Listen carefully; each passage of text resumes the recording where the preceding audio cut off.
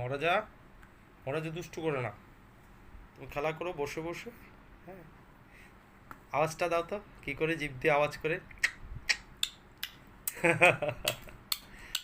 বাহ বাহ, কি সুন্দর আওয়াজ। আবার করে তো। মহারাজা একটা নতুন আওয়াজ শিখেছে, জানো তোমরা? মহারাজা একটা নতুন আওয়াজ করতে শিখেছে। হ্যাঁ।